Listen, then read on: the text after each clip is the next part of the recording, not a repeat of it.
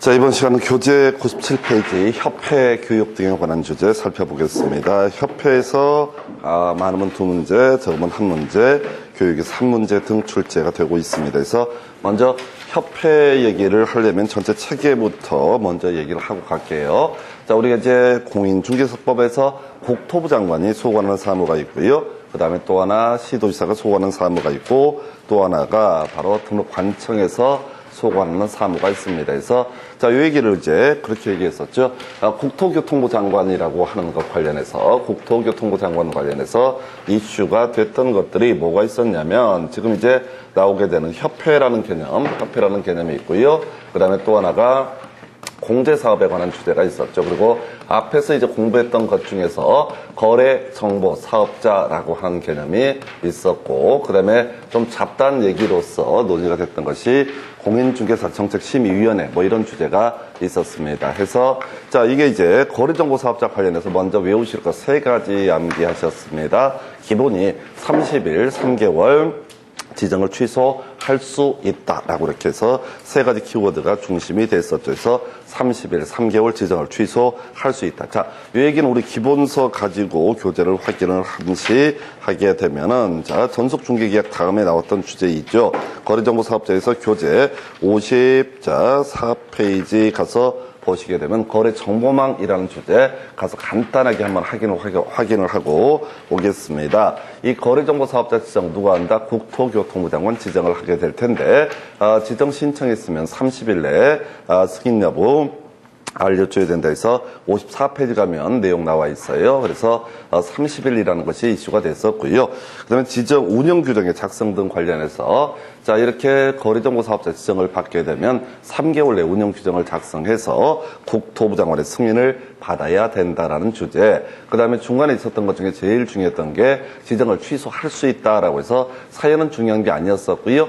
해야 한다와 할 수 있다를 비교했던 주제 중에 하나가 지정을 취소할 수 있다. 요 3가지가 주요 이슈가 돼 있었습니다. 그래서 물론 여기서 이제 파생됐던 개념 중에 하나가 이게 있었죠. 이 개업 공인중개사와 관련해서는 이 거래 정보망의 정보를 거짓으로 공개한다. 그러면 이제 우리 지난 시간에 6월에 업무정지 사유됐었고요. 그 다음에 자, 거래가 완성이 됐는데 통보를 하지 않아서 허위 매물이 되게 되면은 그 부분에 대해서는 3월 이내에 업무정지 사유. 자, 업무정지 사유 또 한번 간단하게 보셔야 돼. 또 돌아서면 또 잊어버리겠지만 우리 교재 기준으로 업무정지 사유 118페이지 가서 간단하게 또 체크를 해보겠습니다. 자, 행정처분 오늘 뒤에서 논의할 텐데 중간중간에 이렇게 조금씩 보시는 게 훨씬 더 암기가 빠릅니다. 해서 118페이지 가서 보시면 3인 전 확확 거거통이라고 되어 있습니다. 그래서 3개월짜리 인장 등록하지 아니하거나 등록하지 아니한 인장을 사용한 경우 이런 거 있었고요. 그 다음에 자, 국토부령이 정하는 전속중개계약서 요 활용하지 않거나 보존기간 3년 지키지 않았을 때, 그 다음에 확확해서 확인설명서 거래계약서에 공통적으로 들어갔던 게 서명 및 날인이 있었고요. 그 다음에 개공이 작성하고 교부까지 하게 됐었죠. 그리고 보존까지 하게 됐습니다. 그래서 이런 게 확확 거부했었고, 마지막 통보하지 아니한 경우, 이게 이제 3월에 업무정지 사유, 거래정보망에 정보를 공개했다가 중개가 완성되면 통보를 해야 되는데 하지 않아서 허위 매물이 되게 되면 3월에 업무정지 사유. 야, 6등 과공 등 이렇게 갔었죠. 6개월짜리 보게 되면 등록 결격 사유자를 고용인으로 고용을 했을 때 이런 거 있었고요. 그 다음에 또 하나 다시 과태료 처분이라고 하는 것이 있고요. 그 다음에 거짓 공개라고 하는 거, 이런 게 이제 소위 업무정지 사유에서 3인 전 확확 거고통 6등 과공 이런 식으로 논의가 됐어요. 그래서 다시 이제 전체 그림, 오늘 이제 협회 관련한 주제에서 국토교통부 장관 관련한 주제가 나오게 되는데, 요거 이제 국토부 장관 소관했었고요. 시도지사가 소관했던 사무도 머릿속으로 한번 기억을 해보겠습니다. 자격 시험을 시행을 했었죠. 시도지사가 했던 것이 시험 시행에서 자격증을 교부를 하게 된다. 그 다음에 이제 중간에 실무교육, 오늘 교육 공부하겠죠. 실무교육, 연수교육을 담당을 하게 된다. 그리고 마지막이 자격 취소 처분이나 자격 정지 처분 등의 문제가 나오게 된다. 이게 시도지사가 소관한 사무가 됩니다. 나머지는 다 등록관청이 소관한 사무. 그래서 이 얘기까지 보고 나서 협회 들어갈 거예요. 자, 우리 자료 중에서 과태료 처분이라고 하는 것이 있었죠. 한 번만 더 체크를 하겠습니다. 거의 다 외울 때가 됐어요. 과태료 처분은요, 122페이지 가서 보시게 되면은 나와 있어요. 그래서 과태료 처분, 국토교통부 장관이 과태료 부과 처분할 수 있는 게 있죠. 그래서 500만 원 이하 사유, 거기 사연들이 길게 돼 있는데 거래정보사업자 관련한 부분 역시 500만 원 이하의 과태료 부과할 수 있고요. 협회, 공제사업 관련해서 국토부 장관은 500 이하, 시도지사가 500 이하로 부과했던 것이 정당 사유 없이 연수교육을 받지 아니했을 때, 그리고 시도지사가 100만 원 과태료 부과할 수 있는 사유가 자격증 미반납 이런 거 있었고요. 등록관청에서 500 이하의 과태료 부과할 수 있는 게 확인 설명하고 표시 광고라고 하는 것이 이슈가 되죠. 그래서 확인 설명과 표시 광고에 문제가 있으면 500 이하의 과태료, 나머지 모르면 다 얼마? 100만 원 이하의 과태료 해서 전체 이제 그림을 정리하게 되면, 자, 국토부 장관의 소관 사무라고 하는 게 협회라고 하는 것이 있었고요. 그 다음에 거래정보사업자, 그 외 관련한 쟁점으로서 공제사업 이런 게 있었다라고 하는 거. 그래서 오늘은 이제 협회에 관한 주제를 보게 될 텐데, 자, 협회 관련해서 숫자가 오랜만에 출제가 되었어요. 그래서 자, 먼저 협회 설립이라고 하는 것을 보게 되면 회원 300인 이상의 정관을 작성을 해야 된다. 이렇게 돼 있고요. 그래서 이렇게 300인 이상이 작성한 정관이라고 하는 것을 가지고 창립총회라고 하는 것을 개최를 하게 됩니다. 그래서 창립총회는 총 600명 이상의 회원이 참여를 해야 된다라는 전제하에서 그 구성 요소로서 주요 이슈가 되는 게 서울시에서는 100명 이상, 나머지 시도에서는 각 20명 이상씩 해서 이렇게 해서 토탈 결과적으로 600명 이상의 모인 창립총회에서 자, 협회를 설립을 할 수가 있겠고요. 자, 그리고 나서 설립인가, 국토교통부 장관에게 인가를 받아야 하는데, 주체 기억하셔야 돼. 협회 설립인가는 누가? 국토교통부 장관. 요렇게 뼈대를 잡게 됩니다. 국토부 장관의 인가를 받아야 된다. 마지막, 이게 이제 법인이다 보니까 설립 등기라는 것을 통해서 성립이 되게 된다. 그래서 이게 설립 등기 얘기가 어디서 주로 나오냐면은 우리 공법 공부하면 도시개발조합이라든가 정비사업조합 이런 거 나오거든요. 도시개발조합, 정비사업조합도 마지막 등기를 해야지 법인격을 취득을 하게 된다. 그래서 이렇게 가장 기초적인 개념, 협회 설립 과정이라고 해서 여기서 주된 이슈가 그렇게 가는 거죠. 일단은 토탈 600명 이상이 될 테고, 그 다음에 뒤에 서울시에서는 100명 이상, 나머지 시도에서는 최소 각 20명 이상의 요건. 그래서 토탈 600명 이상이 이렇게 모여야지 창립총회를 개최할 수 있다라고 되어 있어요. 그래서 자, 요런 게 이제 하나 이슈가 됐고요. 그다음에 이게 이제 옛날에 나왔던 것 중에 하나가 협회라고 하는 것은 결국은 사람의 모임체, 사람의 모임입니다. 그래서 이걸 우리가 사단법인 이렇게 해석을 해요. 재산을 중심으로 재산을 중심으로 모여 있는 것을 재단법인, 여기서는 사람을 중심으로 모이니까 사단법인 이렇게 정의를 할 수가 있겠고요. 그래서 공인중개사법에서 이 사단법인 관련해서 따로 규정이 없는 사항은 민법 중 사단법인에 관한 규정을 준용한다라고 해서 이게 이제 지금 30회 때인가요? 자, 드물게 출제가 됐어요. 이게 이제 주로 안 나오다가 이런 게 있겠고, 그 다음에 이제 실제 우리가 공부를 해가는 과정에 있어서 되게 까다로운 게 뭐냐면 지부와 지회라고 하는 거, 시도 단위에 두는 것을 지부, 그 다음에 시군 구 단위, 등록관청을 단위로 하는 것을 지회라는 용어를 쓰게 됩니다. 그래서 지부 둘 수 있고요, 지회도 둘 수 있다. 두어야 한다 아니에요. 둘 수 있다라고 되어 있습니다. 한편 굳이 지부를 설치를 하고자 할 때는 시도 단위니까 시도지사에게 신고해야 된다. 그 다음에 지회라고 하는 것은 시군구청장이라고 하는 것, 시군구청장에게 바로 신고를 하도록 하고 있습니다. 등록관청한테 신고를 한다 해서, 자, 여기서 지부하고 지회라고 하는 이 용어 관련해서 이게 뒤에 지문 보시게 되면 좀 디테일하게 구성하는 그런 경향이 있습니다. 그래서 헷갈리게 시군구 단위에 지부를 둔다, 또 시도 단위에 지회를 둔다, 이런 식으로 약간 트릭들을 쓰게 돼요. 그래서 지부와 지회라는 개념 볼 수 있었고요. 그 다음에 협회는 총회 의결 내용을 지체 없이 국토부 장관에게 보고해야 된다. 자, 이게 별 의미가 없어 보이는데 시험 지문에는 거의 거의 도배하듯이 나오는 지문. 이유는 뭐 다른 거 아니고요. 이 공인중개사법의 법조문을 보게 되면 내용이 길어. 전반적으로 긴데 그 파트에서 드물게 짧게 쳐주는 지문 중에 하나가 이 지문이 되게 됩니다. 그래서 이렇게 지회라는 내용, 그 다음에 지체 없이 국토부 장관에게 보고를 해야 된다 해서 이 정도가 협회 설립 등에 관한 주제가 되게 됩니다. 해서 이렇게 보셨고요. 자, 공제사업 관련한 내용 보시고 나서 지문 분석해 볼게요.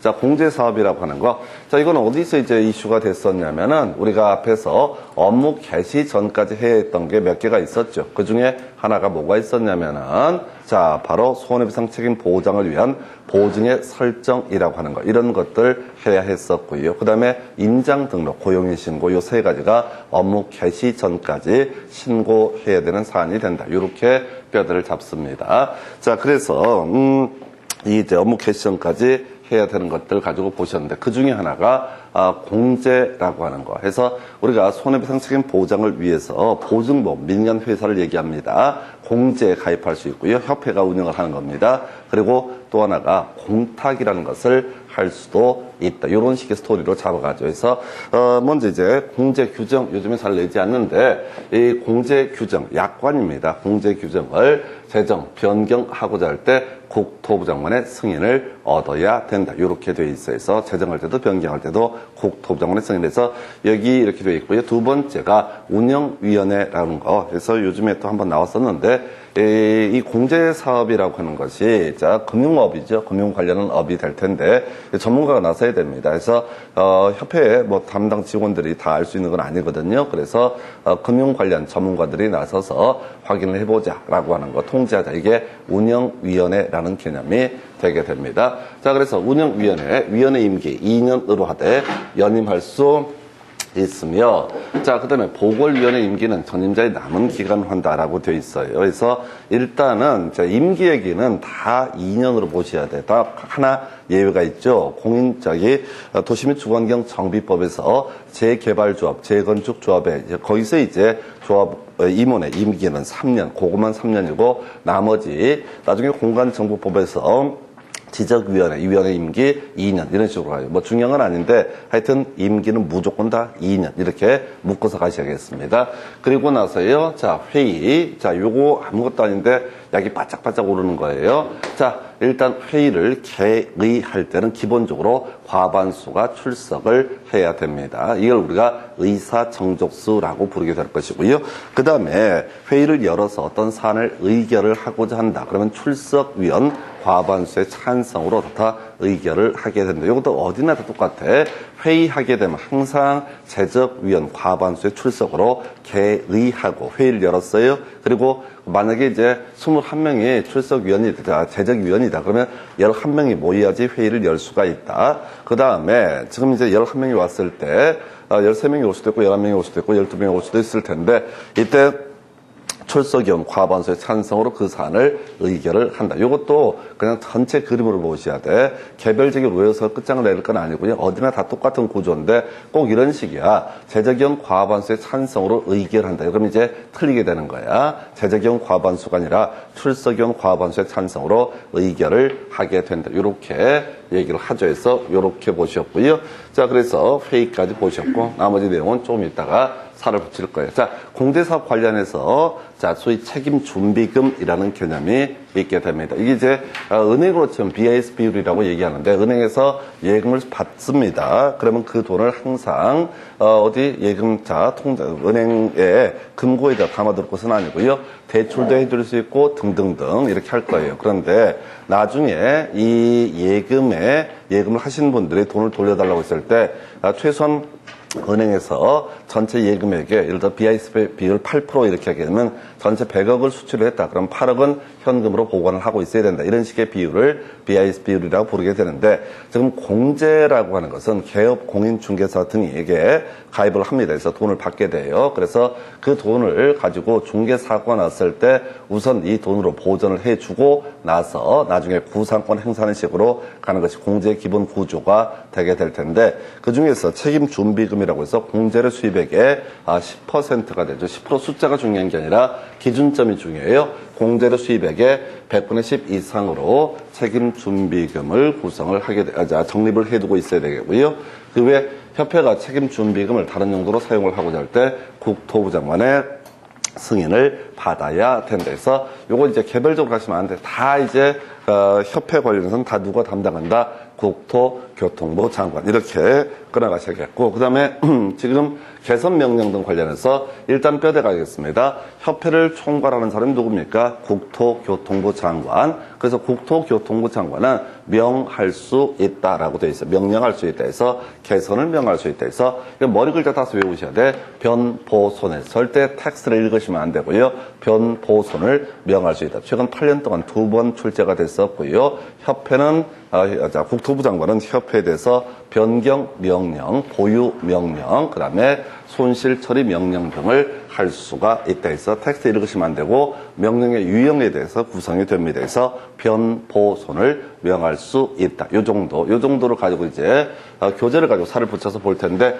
일단 다시 외우셔야 돼. 다시 갑시다. 다른 거 다 많이 하지 말고 자, 지금 이제 창립총회를 개최한다 해서 서울시에서는 100명 이상, 다른 시도에서는 최소 20명 이상 해서 토탈 얼마? 600명 이상의 창립총회를 개최를 할 수가 있다 해서 순서를 300에 600 이렇게 하면 골치 아프니까 일단 서울시에서는 100명 이상, 나머지 시도에서 각 20명 이상 해서 토탈, 서울에서 100명 이상은 200명이 될 수도 있는 거죠. 이런 식으로 하다 보니까 토탈 600명 이상이 돼야지 소위 창립총회 개최할 수 있고요. 두 번째, 설립인가 누구한테? 국토교통부 장관에게 설립인가를 받아야 된다. 그리고 마지막 설립 등기라는 것을 통해서 협회가 설립이 되게 될 텐데 지부 둘 수 있고 지회 둘 수 있다. 지부는 시도지사한테 신고하고 두게 되는 것이고 지회는 등록관청에게 신고하고 두게 된다. 그 다음에 지체 없이 보고를 해야 된다. 이런 게 제일 까다로워요. 그 다음에 이제 다시 볼 것이 공제사업, 공제규정의 재정 변경 다 국토부 장관의 승인을 받아야 된다라고 하는 것이 하나의 이슈가 되겠고요. 그 다음에 이제 운영위원회 관련해서 위원회 임기가 최근에 문제 구성이 됐었어요. 2년, 그리고 보궐위원회 임기는 전임자의 남은 기간으로 한다. 큰 이슈 없고요. 개선명, 책임준비금, 공제료 수입액의 100분의 10 이렇게 되어 있고요. 나머지 개선명령, 국토부 장관 개선을 명할 수 있다. 개선이라는 것을 달리 표현하면 변보손, 요 정도로 보시고 바로 지문 가지고 이제 외우도록 하겠습니다. 여러분 교재 97페이지 가서 핵심 지문부터 먼저 보시게 되면 협회의 창립총회는 서울시에서 300인 이상의 회원이 참여를 요구한다. 그랬죠? 서울시에서는 100인 이상 해서 토탈 얼마? 600명 이상이 돼야 된다. 가든 시도 각 20명 이상씩 해서 이렇게 보시고 협회 관련 기출 문제 보니까요. 공인중개사법 시행령 30조 협회 설립 등에 관한 내용이다. 관련 들어갈 숫자를 올바르게 나열하는 것은 해서 이게 첫 번째 지금 97페이지 보고 있고요. 공인중개사 협회를 설립하고자 할 때는 발기인 작성해서 서명 날인한 정관에 대해서 회원자 600인 이상이 출석한 창립총회에서 과반수의 동의를 받아서 국토부 장관의 설립인가를 받아야 한다. 600명 물어봤고요. 두 번째 이슈, 창립총회에서는 서울특별시에서는 100인 이상, 나머지 광역시, 도 단위에서는 얼마? 각 20인 이상이 출석을 해야 된다 해서 잘 안 내다가 드물게 최근에 30회 때 구성이 됐습니다. 그래서 하여튼 요 정도 살펴보셨고요. 넘어가서 여러분 교재 이제 98페이지 핵심 지문 겁나 많이 나와 있네요. 그래서 다 같은 내용들입니다. 그래서 1번 협회는 끄트머리 시도의 지부, 시군구의 지회를 설치할 수 있다. 옳은 표현. 지부라고 하는 것은 시도 단위에 두는 거고요. 지회라고 하는 것은 어디에? 시군구 단위에 두는 것을 의미한다. 두 번째, 협회가 그 지부 또는 지회를 설치한 때 지부는 시도지사에게, 지회는 등록관청에 신고해야 되는. 틀렸어요. 지부라고 하는 것은 시도지사, 지회라고 하는 것은 등록관청. 이걸 바꿔치기 해서 지금 맞구나. 지부는 시도지사, 그 다음에 지회는 등록관청 신고. 옳은 표현 되겠고요. 3번, 협회는 시도의 지부를 반드시 두어야 하나 시군구에 군구에 지회를 반드시 두어야 하는 것은 아니다. 둘 다 임의적 사항입니다. 협회 자체가 반드시 설립을 해야 되는 게 아니라 할 수도 있고 안 할 수도 있는 거예요. 그 다음에 지부나 지회를 두는 것도 임의적인 사안입니다. 그렇게 보셔야겠고, 4번, 협회가 지회를 설치한 때 시도지사에게 신고 이런 게 까다롭죠. 그래서 지부는 시도지사, 지회는 등록관청 이렇게 가야겠고 그 다음에 5번 협회 설립은 공인중개사 법령의 규정을 제외하고 민법의 사단법인에 관한 규정을 준용함으로까지 맞아요. 그런데 설립 허가주의를 취한다라고 해서 요 근래 또 이슈가 되고 있죠. 이게 이제 원래 사단법인은요 허가주의가 원칙입니다. 허가주의라는 게 원칙이에요. 그래서 요 근래 이슈가 됐던 사단법인 문제가 뭐가 있냐면 첫 번째가 한유총이라고 하는 그 단체가 서울시한테 설립 허가를 받았던 그런 사단법인입니다. 그래서 지금 서울시에서 지난번 뭐 이런저런 사태 때문에 허가 취소 처분 떨어져가지고 소송에서 아마 1심에서는 한유총이 이겼을 거예요. 그래서 그런 게 있고, 그다음에 요 근래 또 사회적으로 이슈가 된 신천지라고 하는 종교단체 중에 서울시에다 일부 법인 설립을 했던 사안이었어요. 그래서 이번에 뭐 이런저런 일 때문에 공익을 해야 한다라고 해서 설립 허가를 취소하겠다 이런 과정을 지금 진행을 하고 있습니다. 어느 쪽이 됐든 간에 다시 갑시다. 자, 기본적으로 사단법인의 설립은 허가주의가 원칙이지만 우리 공인중개사법, 그다음에 도시개발법, 정비법 이런 데서는 다 인가라는 것을 받도록 하고 있다. 그래서 틀리게 구성을 했고요. 6번 지문 협회에 관해서 공인중개사 법령에 규정된 것 외에는 사단법인인데 재단법인에 관한 규정을 적용한다 해서 틀리게 구성이 됐습니다. 그리고 나서 7번 지문 협회는 15일 내 보고해야 된다. 9번, 8번 협회는 지체 없이 보고해야 된다라고 해서 자, 이게 이제 별게 아닌데 자꾸 장난쳐요. 자, 날짜 그렇게 중요한 거 아니었었고요. 자, 협회는 자, 지체 없이 보고를 해야 된다. 이런 게 제일 까다로워. 시험 공부하실 때 별 내용이 없는데 시험에 구성이 되고 있고요. 그래서 협회는 총회 의결 내용을 지체 없이 국토부 장관에게 보고해야 된다. 이렇게 되어 있고요. 그 다음에 9번, 자, 협회는 부동산 중개 제도의 연구 개선에 관한 업무를 수행할 수 있다 해서 어려워요. 이게 이제 여러분 교재 보시게 되면 협회 업무라고 해서 여러분 교재 본문 98페이지 양괄호 5번 협회 업무라고 해서 종류가 쭉 나와 있어요. 뭐 이걸 외울 거 사안 같지는 않고 그 나중에 이제 이슈가 되는 것이 그 6번 지문인가요? 비영리 사업으로서 공제사업, 비영리 사업으로서 공제사업을 수행할 수 있다 이렇게 되어 있습니다. 그래서 공제사업도 이제 비영리 사업이고 이게 얼핏 보면 이해가 잘 안 되는데 저런 거 사실은 영리 사업이죠. 근데 영리 사업이라고 하는 개념인 전제가 돼버리면 뭐가 문제가 되냐면 그 돈을 빼서 딴 데 쓸 수 있다 이런 얘기가 영리 사업이고요. 우리가 의료법인 이런 거 있죠. 병원 같은 것도 다 비영리 사업입니다. 병원 가면 공짜로 치료해 주는 거 아닌데 그 얘기 비영리 사업이라는 것은 그 은행을 그 병원을 만들어서 어떤 수익이 발생했다라고 했을 때 병원 내에서만 쓴다. 그건 비영리 사업이 되는 것이고요. 만약에 그 돈을 벌어서 만약에 학교 법인에다가 투자를 한다 해서 그런 것을 영리 사업이라고 얘기를 합니다. 그래서 여기 공제 사업이라는 것도 이제 비영리 사업이다라는 것이 나중에 포인트. 옆에 지문 다시 가서 자.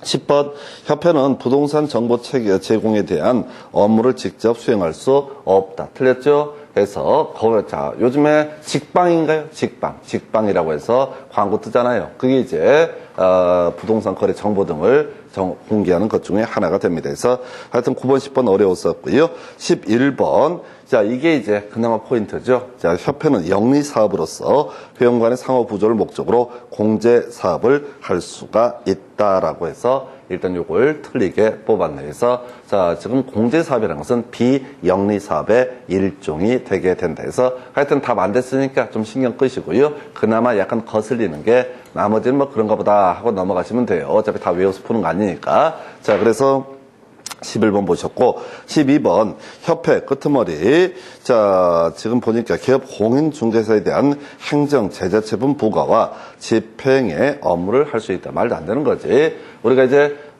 지금 기업 공인중개사 등에 대한 행정처분은 뒤에서 보겠지만은 개설 등록 취소 있었고요. 그리고 아까 미리 한번 봤던 게 업무정지처분 있었죠. 업무정지처분 아까 3인전 확확 거거통 6등 과공 이런 것이 업무정지처분인데 등록 관청이 하는 거지 협회에서 처분을 하는 것은 아니죠. 협회에서 처분할 일은 전혀 없죠. 그래서 지금 이 뒤쪽에 별 영향가 없다 보니까 설명을 자주 못 드리고 그러다 보니까 오히려 낯설게 느껴지게 됩니다. 그 정도가 되겠고 오른쪽 페이지 가서 이제 지문 또 보겠습니다.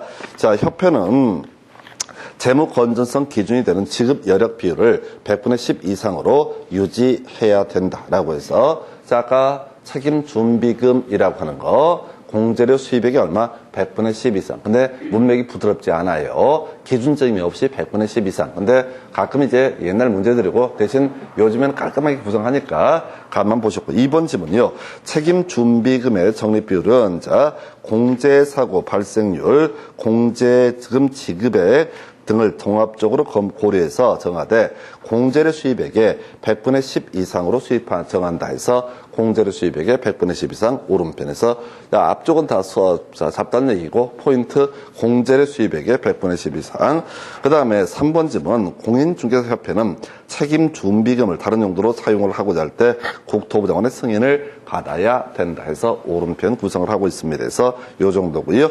그 밑에 지문부터 먼저 가볼까요? 자, 금융기관에서 임원 이상의 현직에 있는 사람은 공제사업 운영위원회 위원이 될 수 없다. 되게 까다로웠던 지문인데 이 얘기죠. 지금 이제 협회에서 공제사업을 진행을 한다라고 했을 때 이게 이제 운영위원회라고 하는 개념이 있게 돼요. 그래서 운영위원회는요, 협회에 중개업하는 사람들이고 잘 모를 겁니다. 그래서 전문가를 초빙을 하게 돼 있어요. 그래서 자, 소위 금융 관련 기관에 근무하는 현직 임원 등 그래서 이런 사람들이 중간에 통제를 하겠다. 그러니까 굳이 우리 보면은 사회이사 이런 개념으로 생각하시면 좋을 것 같아요. 그래서 운영위원회 위원이라는 개념이 그래서 틀리게 구성이 됐고요.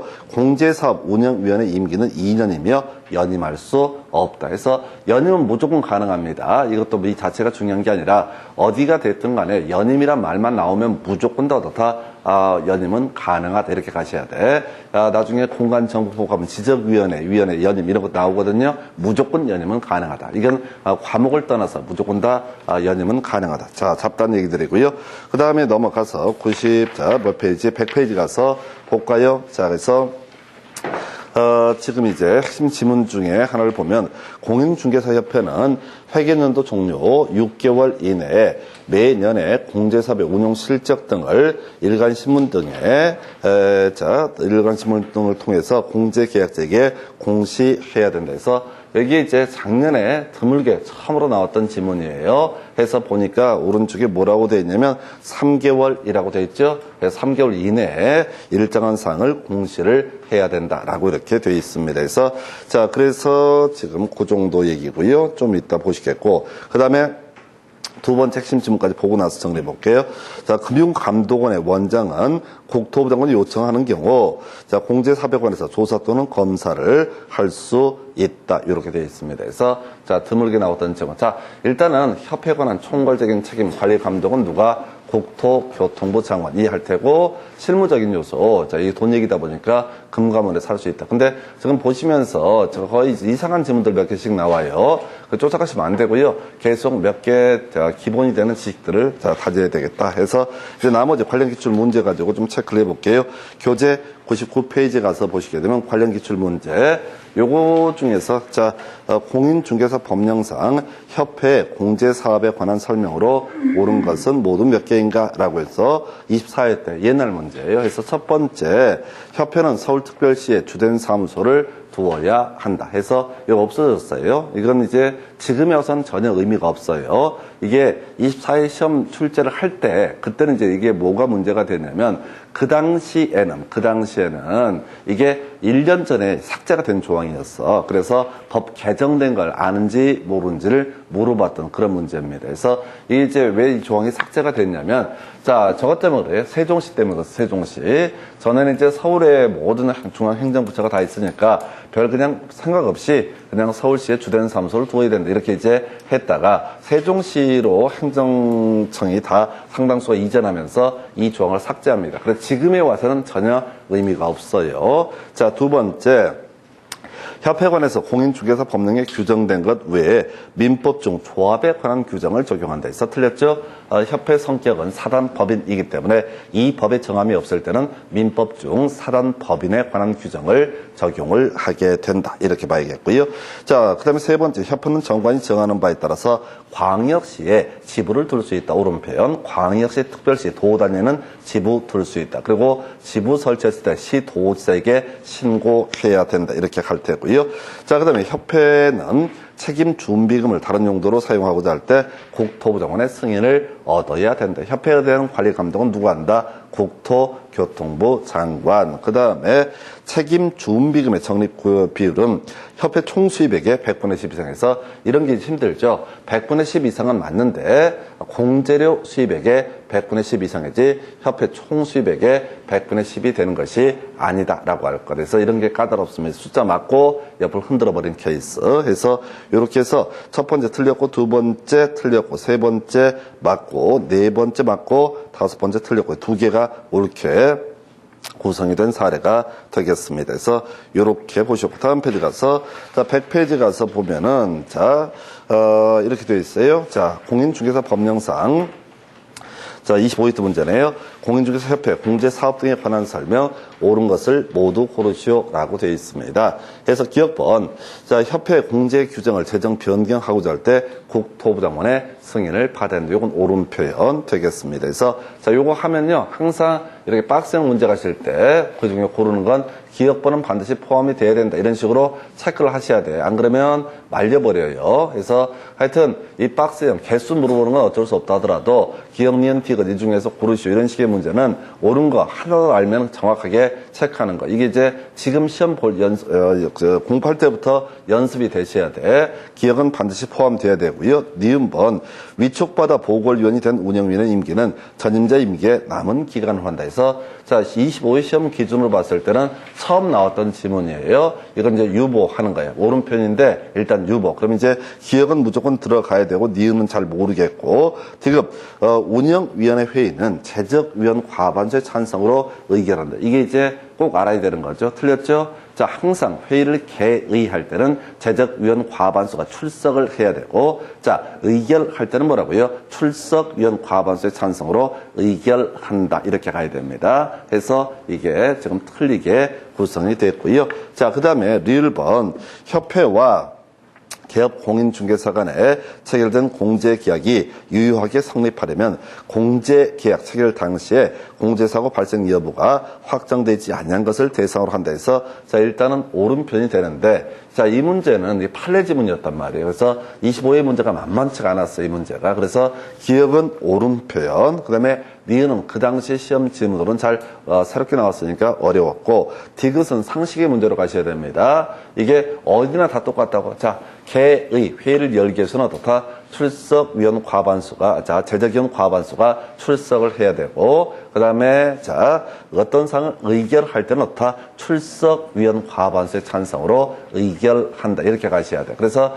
이게 지금 보통 공인중개사법이 쉽다라고 얘기들을 하시는데 그 아니에요. 만만치가 않아요. 그래서 이게 실질적으로 공부가 좀 많이 되신 분들이 제가 보면은 한 75점 내외 맞으면 많이 맞는 거야. 평균적으로. 보통 공부하실 때 공인중개사법은 쉬우니까 한 90점을 목표로 하고 그래서 머리가 나쁘니까 그렇게 생각하는 거예요. 불가능해요. 공인중개사법 같은 경우도 매년 한 4문제 정도는 절대 손 못 댈 문제를 구성을 합니다. 말도 안 되는 문제를 구성을 하기 때문에 그래서 결국은 뭐냐면은 이게 시험에 합격을 한다는 거는 골고루 하셔야 돼요. 골고루 쉬운 거 맞추고 어려운 거 찍어서 맞추고 이런 식으로 전략을 세워야 되지. 사람들이 그 공부 제대로 안 해보니까 뭐지? 이 공인중개사법은 90점을 맞고 공법은 40점을 맞고 뭐 이렇게 계획을 세워. 왜 계획 세울 때 올백을 맞는 걸 계획을 세우지? 계획대로 되는 게 아니야. 계획대로 되는 게 아니고 계획대로 하시려면은 골고루. 자, 공인중개사법이 쉽게 나올지 뭐가 나올지 모르겠는데 제가 매회 보면 과목별로 난이도가 어떤 과목은 쉽고 어떤 과목은 어렵고 이런 게 이제 사람들의 평가가 있는데 그래도 붙는 사람은 뭐예요? 골고루 가는 거야. 특정 과목을 마스터해서 쇼부를 볼 수는 없다. 이런 문제들이 상당히 까다로웠던 그런 문제가 되게 됩니다. 그래서 다시 다른 거 다 잊어버려도 가장 기초가 되는 개념 회의를 개의하기 위해서는 재적위원 과반수 출석이 필요하고요. 그 다음에 의결하기 위해서는 어떻다? 출석위원 과반수. 과반수는 신경 쓰지 마시고 개의를 하기 위해서는 재적위원을 기준으로 자 의결을 하기 위해서는 어떻다? 출석위원을 기준으로 해서 어차피 과반수는 공통적인 요소니까 빼버리고 외울 때 회의를 개의하기 위해서는 재적위원 과반수 그 다음에 또 하나 이슈가 될 게 지금 이제 의결하기 위해서는 출석위원 과반수에서 그렇다 치고 이제 리을번을 설명을 드릴게요. 이건 이제 겁나 어려웠던 얘기인데 이런 식입니다. 자 우리가 앞에서 업무 개시 전까지 어떻다 보증을 설정을 해야 된다라고 설명을 드렸습니다. 해서 보증 설정 금액이 출제 포인트였다. 법인 기업 공인중개사의 경우 주된 사무소 기준 2억 이상, 분사무소 당 얼마 각 1억 이상에서 앞에서 그런 거 있었잖아요. 주된 사무소 하나 두고 분사무소 두 개를 두면 최소 얼마 4억 이상을 보증으로 설정을 해야 된다. 이런 얘기를 했던 바가 있었고요. 그러니까 이 기업 공인중개사, 갑이라고 하는 기업 공인중개사가 어떤 짓을 했냐면 업무 개시 전까지 1억이라는 보증을 설정해서 중개업을 진행하고 있었습니다. 근데 중개 과정에서 중개 사고가 터졌다는 걸 알게 됩니다. 아직 그게 이제 수면에 드러나서 소송을 하고 이런 것은 아닌데 자기의 귀책 사유로 인해서 중개 사고가 터졌다는 걸 알게 돼. 그 중개 사고가 터진 게 5월 1일이야. 5월 1일 날 사고가 난 거야. 그래서 이게 이제 큰일 났구나 싶어가지고 보증보험이라든가 공제에 추가로 가입합니다. 이게 이제 사고액이 만약에 한 2억 정도 된다라고 했을 때 우선 협회 공제라든가 보증보험을 통해서 보장을 해줘야 되니까 2억을 꼬라박게 생겼다. 그럼 이제 만약에 공제 같은 데서 커버가 안 되잖아요. 바로 그럼 구속당할 수가 있거든. 자, 복잡하니까 먼저 5월 2일 날 가서 다시 공제 1억을 또 가입을 한 거야. 그래서 나중에 어디 협회한테 중개사고 났으니까 뭘 해달라. 자, 공제료 우리 보험금 달라라고 얘기했던 이 사안에서 협회가 호구입니까? 조사했겠지. 진짜 중개사고가 났는지 또 언제 났는지 등을 가지고 조사해 보니까 공제에 가입한 건 5월 2일이고 그 다음에 이 사람이 중개사고 난 건 5월 1일이다. 그러면 당연히 이미 중개가 사고 난 걸 대상으로 다 공제에 가입할 수 없다. 그래서 공제를 지급할 수 없다. 이 얘기를 이렇게 판례를 가지고 구성했던 사례입니다. 그래서 근데 이것도 그래요. 이런 거 나오면 막 사람들 막 죽으라고 막 공부를 해. 자, 25회 때 나오고 판례 한참 공부를 해. 한참 공부를 하는데 그 후로 26회, 27회, 28회, 29회, 30회까지 한 번 안 나와. 무슨 얘기를 하려고 하냐면 이런 식의 지문은 외운다고 해서 해결되는 게 아니라고요. 물론 할 게 없으니까 이거라도 준비를 할 수는 있지만은 실제 시험장 가시면은 택도 없는 지문이 나올 수가 있다. 그 얘기는 뭐예요? 그냥 기초가 되는 몇 개를 가지고 끝장을 봐야 되지 모든 지문을 소화를 할 수도 없고 소화를 하려고 노력도 해서도 안 돼요. 그러니까 지금 문제를 쭉 보다 보면 특이한 문제들이 있어요. 특이한 지문들 거의 답을 안 뽑고 그래서 항상 답이 되는 주제를 외우려고 노력하셔야 다 하려고 하면 뒤죽박죽 돼. 그래서 민법 같은 것도 마찬가지야. 하여튼 어서 뭐 두어들은 게 있어갖고 민법은 판례를 많이 공부를 해야 되고 왜 또 열심히 도 해야 되겠지. 최선도 다해야 되겠지. 근데 왜 다 떨어지냐고. 그 특이한 판례니 뭐 이런 것들이 중요한 게 아니라고. 그런 판례는 다시는 안 나와. 그 자리에 또 이상한 또 판례가 또 들어가. 그래서 결국 이제 맥을 잡고 몇 가지 기본 베이스가 되는 지식들을 쌓아가는 게 하여튼 방법입니다. 그래서 하여튼 좀 길어졌는데 그렇게. 자, 기억번 다시 한번 볼까요? 쉬운 거죠. 기억번은 공제 규정을 제정 변경할 때 국토부 장관의 승인을 받아야 된다. 그 다음에 디귿번 틀리게 뽑았어요. 기억은 포함되고 디귿은 빠져야 돼. 디귿은 빠져야 돼. 디귿은 빠져야 돼. 디귿 하나만 만약에 캐치해낼 수 있다. 그러면 이제 2번, 4번, 5번 제거되는 거죠? 네. 그런 식으로 문제를 풀어가는 거라고. 퍼즐 조각처럼 맞춰가는 거지 답을 그냥 줄줄줄 이렇게 해석을 하실 수는 없습니다.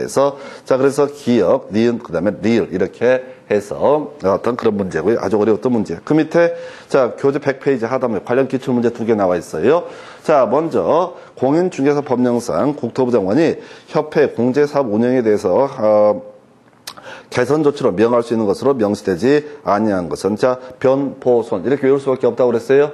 변경, 그 다음에 보유 나와 있죠? 해서 답은 몇 번? 4번. 이런 문제 엮입니다. 변보손이라고 해서 변보손. 대가리만 따서 외워. 자, 어차피 의미 몰라. 변보손을 명할 수 있다. 이렇게 말씀을 드렸습니다. 변경 명령, 보유 명령, 손실 처리 명령인데 그렇게 내용 보지 말고 변보손. 이제 외웠다 치십시다. 그러면 지금 이제 이 문제가 언제 나왔어? 25회 때 나왔었죠? 그러면 29회, 30회 수험생들 입장에서는 당연히 최소한 자세히는 몰라도 변보손을 명할 수 있다. 이걸 외우고 들어가야 된다고. 변보손을 명할 수 있다. 이걸 외우고 들어가야 된다. 그래서 오른쪽 페이지 가니까 29회 때 시험에 나와요. 해서 뭐라고? 지금 운영 개선해서 명할 수 있는 조치를 모두 고른 것은 이렇게 되어 있죠? 뒤에 보니까 변보손 나와 있죠? 변보 나와 있죠? 그래서 답 5번 이렇게 하는 거라고. 그러니까 이게 이제 어떻게 준비를 하는 거냐면 이 29회 때 이 문제가 나왔을 때 또 사람들 어렵다 그래. 다 어렵다. 뭐 시험 무조건 어려워. 그런데 최소한 이런 문제는 맞춰 주셔야 된다는 거죠. 답이 됐던 주제들, 그리고 좀 외울만한 것들, 간단한 것들, 이런 것들은 준비를 해 주셔야 돼요. 그리고 이 문제가 나왔으면 이제 앞으로 예상할 수 있는 문제는 딱 한 가지예요. 변보손 명할 수 있다. 앞에 시도지사 들어가면 안 됩니다. 시도지사 들어가면 안 된다고요. 그러니까 시험 문제를 지금 계속 출제 이슈를 변보손을 가지고 냈다고, 변보손을 갖고 냈으면은 출제위원이 이 문제를 다시 뒤집어 까고 싶다. 그러면 이제 뭘 갖고 시도지사 변경 명령을 할 수 있다. 이런 식으로 장난을 칠 수 있다고 해서 주체 바꾸는 것밖에 없어요. 그래서 출제라고 하는 게 지금 그리고 그 25회 때 문제고 29회 때 문제는 똑같잖아요. 똑같은 문제입니다. 변보손이라고 하는 거 이렇게 가셔야 돼요. 그래서 우리 기출이라든가 이런 것들을 통해서 이제 분석을 해내는 것들도 다 보자는 게 아니야. 다 마스터하자는 게 아니라 25회 때 나왔던 변보손 이 정도는 어렵지가 않기 때문에 대가리 따서 외우면 시험으로 볼 수 있기 때문에 자, 그건 준비를 하고 들어가자 이런 식의 논리 구조가 되겠습니다. 그래서 자, 이 정도가 협회라는 주제가 되겠습니다. 자, 우선 여기 끊어서요. 협회 보시고 잠시 끊었다가 교육 등에 관해서 묶어서 가도록 하겠습니다.